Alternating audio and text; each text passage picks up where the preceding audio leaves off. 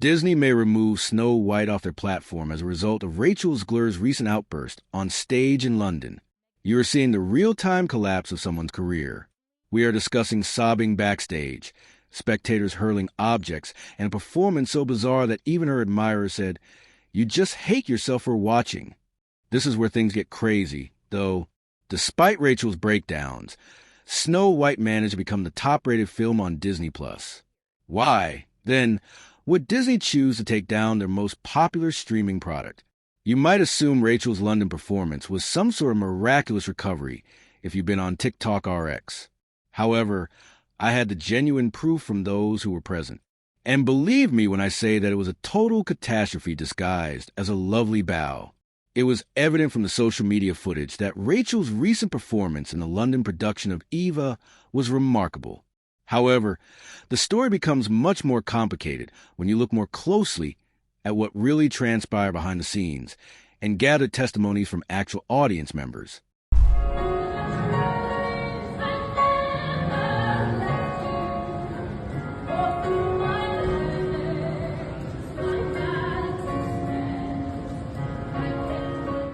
On the surface, the performance tape appears to be all right, but here's what the internet didn't tell you. On X, a fan who was present published this harsh assessment. This performance lacked timing, rhythm, and purpose. You simply despise yourself for observing. You're not really aiming for the redemption arc energy when your own fans express that they physically regret paying to see you play. Nor was this a single unfavorable review. After this initial report went viral, more attendees began expressing similar experiences. This is where things started to become very interesting, though. Rachel reportedly refused to take the stage at first and was seen sobbing backstage before the show even began, according to multiple backstage sources. We're talking about a complete emotional collapse before she even faced the crowd. Additionally, there was the whole issue surrounding the decision to perform Don't Cry for Me Argentina outside of the theater rather than inside. Online users attempted to portray this as artistic direction that was smart and genius. However, one TikTok user truly revealed the true cause of this incident. If you're mad about this, you are missing the entire point. And if you don't know what this is, let me enlighten you. This is Rachel Zegler performing the role of Eva Peron in Jamie Lloyd's production of Evita, which is currently just opened on the West End.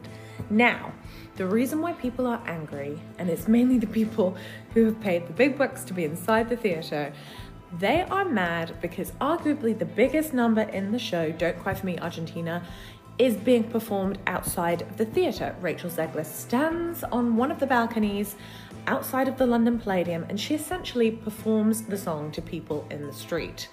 And people who have paid good money for their tickets are annoyed that that song is not going to be performed live in the theatre and instead it is going to be beamed in via video cameras, which is very Jamie Lloyd. Like, think about what he did on Sunset Boulevard. It's very him.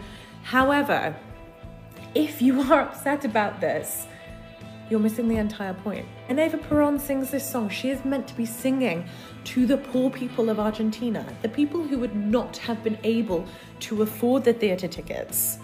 And frankly, like, it's a stroke of genius from Jamie Lloyd. Whether or not you like how he stages his productions, I can take him or leave him, to be honest. I didn't mind Sunset Boulevard. Was it my favorite thing? No.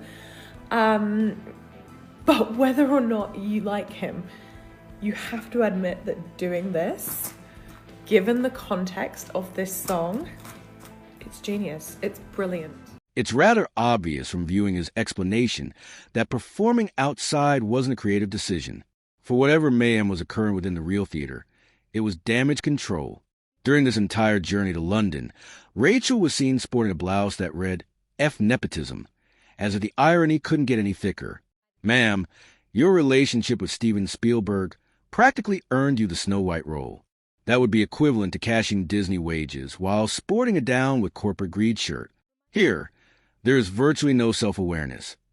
Although Rachel is out there making political and fashion statements, her real profession has been taking off more quickly than a viral TikTok dance fad. This is where the story takes a rather nasty turn, because the London theater incident wasn't an isolated incident. The pressure was obviously starting to get to Rachel, whose entire Hollywood career had been in a full meltdown. Rumor has it that Rachel began searching for a therapist as soon as she saw Snow White's box office failure.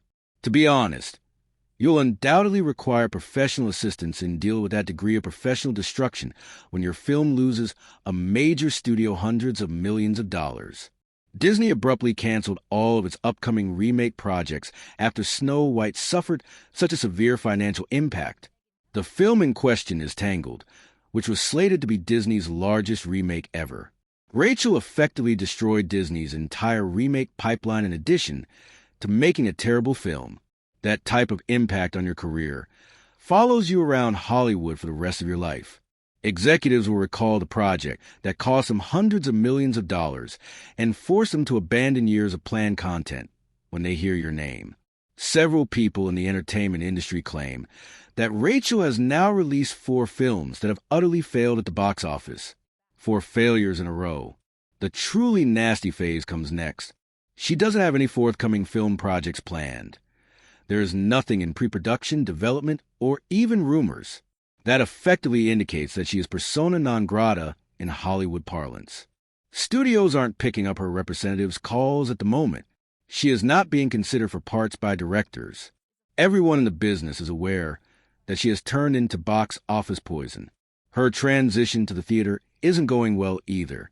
Since it was revealed, her Evita play has had trouble selling tickets. When you're attempting to rebuild your name in a different medium, it's definitely not what you want to see rows of seats going unsold weeks before the formal opening. Professional failure, financial strain, and public criticism are all occurring simultaneously, creating a perfect storm. It's not surprising that she was experiencing emotional breakdowns backstage in London. This is where the narrative really becomes dramatic because there is genuine documentation of Rachel's mental state during the entire ordeal. According to several sources, Rachel experienced a full-blown mental breakdown backstage following Snow White's disastrous box office performance in a London ticket sales catastrophe. We're not merely referring to feeling angry or let down. This was characterized as a complete breakdown of the mind.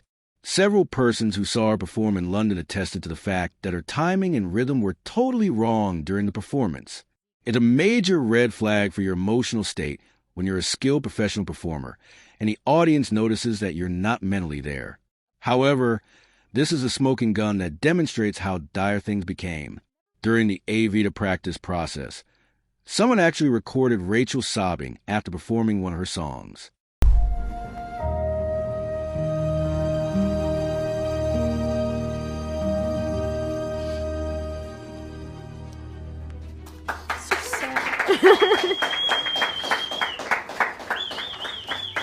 Cool. This is no longer conjecture or gossip. This is verified visual proof of a person losing it after a string of unsuccessful career attempts. That clip shows that this is more than simply typical pre-performance anxiety or artistic fervor. This person is actually having a hard time dealing with the fallout from their career. And do you recall the earlier outdoor performance scenario I mentioned? Several witnesses claim that throughout Rachel's performance, audience members were attempting to hurl objects at her. Avoiding missiles from your own audience members is the epitome of a great career comeback. However, Rachel continued to make political remarks at the stage door following performances despite all of this turmoil and obvious indications that she wanted to take a break and regroup. Amazing. All right, guys, we got time. And thank you so much for speaking up about Palestine. It is one of the most important things in the world, if not the most. Thank you so much. Guys, that's enough now, I'm afraid. The fact that her Snow White co-star Galadoo is Israeli makes this very complicated. During the film's promotional campaign, Rachel was quite outspoken about her support for Palestine, which led to extremely awkward friction between them. Furthermore, it seems that despite the several setbacks to her career, Rachel still doesn't care about keeping up professional contacts. To be honest, there was an enormous throng who came to see her play outside. People actually wanted to see if she could pull off this moment of resurgence. However, based on assessment and audience responses, she simply failed to live up to expectations. This is where the whole thing starts to get really strange. Because something totally unexpected happened with Snow White on streaming platforms, while Rachel is experiencing public mental breakdowns and her career is collapsing after its June 11th release on Disney+. Snow White somehow became the most popular film in 48 separate nations.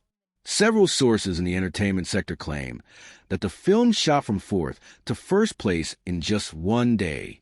Thus, the film that ultimately put a stop to Rachel's cinematic career and exploded in cinemas unexpectedly became Disney's biggest streaming hit. Disney execs ought to be applauding the surprising turnabout, wouldn't they? False. Disney is genuinely concerned about these streaming figures because they fear that the film's popularity would bring up all the woke debate that accompanied its initial release. After months of attempting to distract viewers from the intense criticism, their own streaming service is suddenly bringing the film back into the spotlight. Those who grew up watching the original animated Snow White, Disney's core fan base, already felt deceived by this remake. The business is aware that maintaining this contentious version prominently on their site amounts to purposefully infuriating their already irate fan base. However, this is the most striking piece of evidence regarding the true sentiment of the public on the Snow White resurgence. Upon the initial release of the film, Disney issued exclusive limited edition items. And you know what? Months later, it's still on the market. Everything you need to know about the true sentiment of the public is revealed when Disney releases limited edition items and absolutely no one purchases it. Even while some people may be curious and dislike viewing it on streaming, they aren't exactly throwing open their wallets in support. Disney is therefore in a precarious position where its streaming figures appear to be good on paper. However, despite a brand's reputation being harmed daily, this film continues to be accessible on their site. Theaters everywhere essentially declared, "We're completely done with this disaster," while Disney dealt with its internal corporate panic. The owners of theaters were genuinely eager to take Snow White off the screen, despite the fact that Disney contracts usually mandate that they screen a specific number of screens for every significant Disney release. This is nearly unheard of. Because a movie is doing so poorly, exhibitors are violating or identifying gaps in their Disney contracts. Additionally, there is viral video that demonstrates the disastrous nature of the theatrical production. Okie dokie.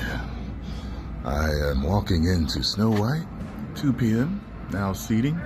Let's see how empty it is. Ho, ha ho, it's off the walk we go. Ha ho, ha ho. Sound like I hear a couple of people.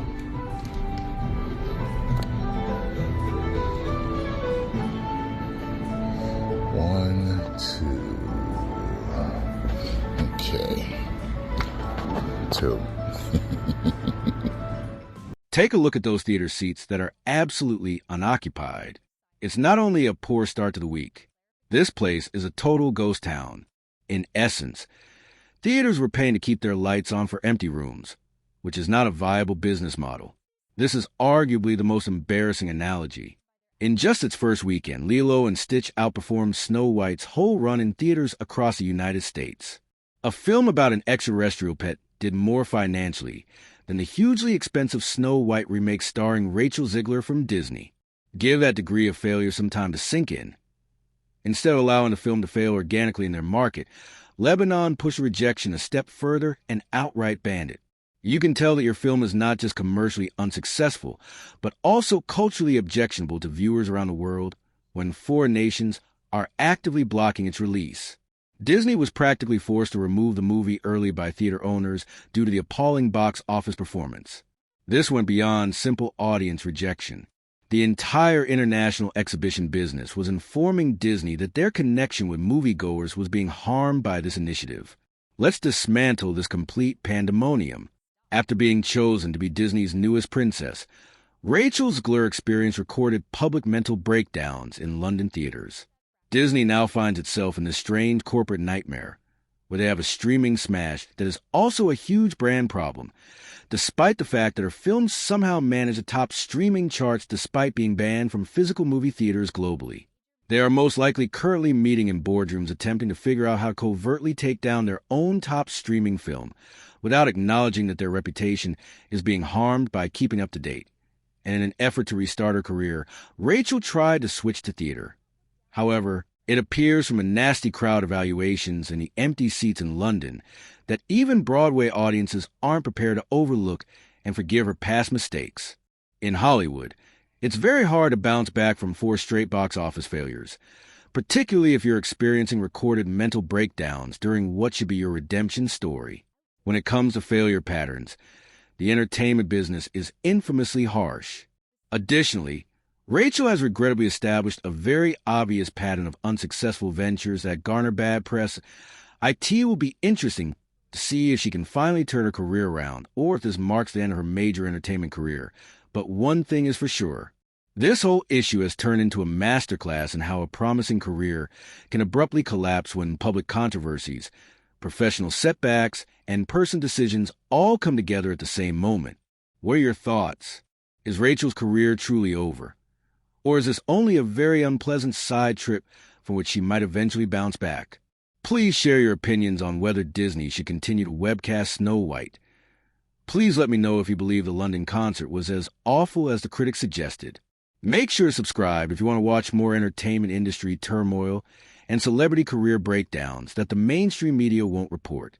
I promise you that there will always be more mayhem in Hollywood, and I will be here to explain all the catastrophes that occur behind the scenes.